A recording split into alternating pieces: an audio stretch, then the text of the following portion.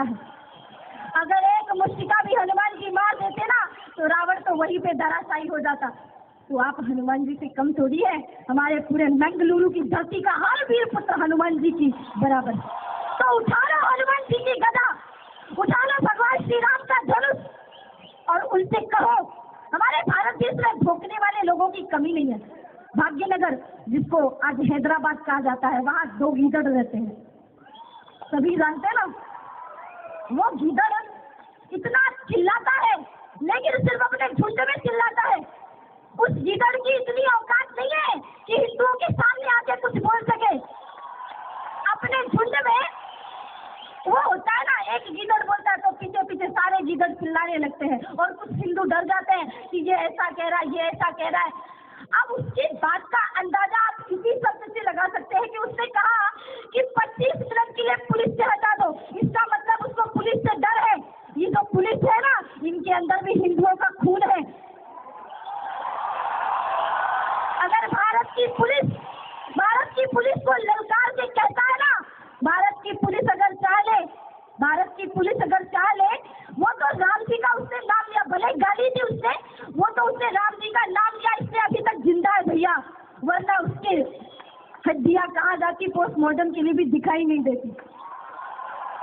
होते ऐसे कई लोग, होते ऐसे लीडर जो रहते भारत देश में है, खाते भारत देश की और भगाते पाकिस्तान के। ऐसे देशद्रोहियों को जीव में मार के भारत देश से निकाल देना चाहिए। कई लोग कहते साध्वी जी आप तो संत है, संतों को ऐसे शब्द नहीं बोलने चाहिए, संतों को गालियां नहीं देनी चाहिए। मैंने कहा भैया अब हम उस परंपरा के संवाहक नहीं रह गए जो परंपरा में कहते थे कि कोई इस गाल पे मार दे तो भैया ये गाल भी दे दो। ना बहुत मार दिया और बहुत मरवा दिया। अब तो थप्पड़ मरवाने की बात नहीं है कि कोई इस गाल में मारे तो ये गाल भी दे दे। हम बहुत कह चुके हैं। एक दोहा सुना होगा आपने, उसमें कहा जाता जो तो को काटा वो है, ताको मोर तुम फूल और ताको फूल को फूले वाको है त्रिशूल। मैं कहती हूँ नहीं, अब फूल जो त्रिशूल वो है उसको फूल मत देना, जो तो को काटा वो है। हिंदू याद रखना, ये लाइन हमारे भारत देश की संतों की है। ये जो बात मैं आज मंच से बोलूंगी आप सबके लिए है। गांठ बांध लो इस बात को कि जो तो को काटा वो है, ताको वो तुम भाला और वैसी साला क्या याद रखेगा अपना हिंदू से पाला। अगर भारत देश में जिसे रहना होगा उसे वंदे मातरम कहना होगा। भारत देश में राम मंदिर पे इतने सारे अड़चन आ रहे हैं, कभी कहता है कोर्ट निर्णय करेगी।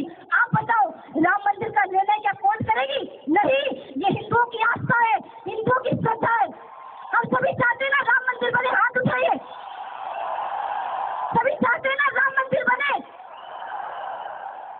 हैदराबाद में कहा जाता है हम राम मंदिर बनने नहीं देंगे।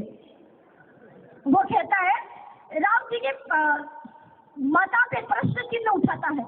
मैं तो एक ही बात कहूंगी कि ओवैसी तू क्या, तेरा बाप भी आ जाए तो राम मंदिर बनने से रोक नहीं सकता।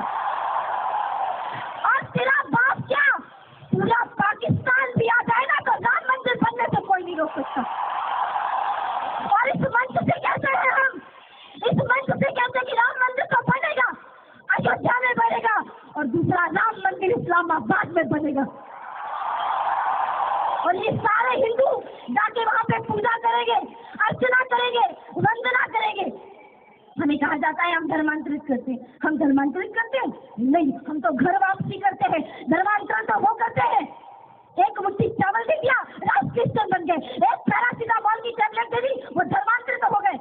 हमारी बहन बेटियों की इज्जत को लूटा जाता है, अस्मिता को लूटा जाता है, लव जिहाद का शिकार बनाया जाता है। अपनी बहनों के हाथ में घर जाते ही एक एक तलवार पकड़ा देना, एक एक शस्त्र पकड़ा देना और कहना बहन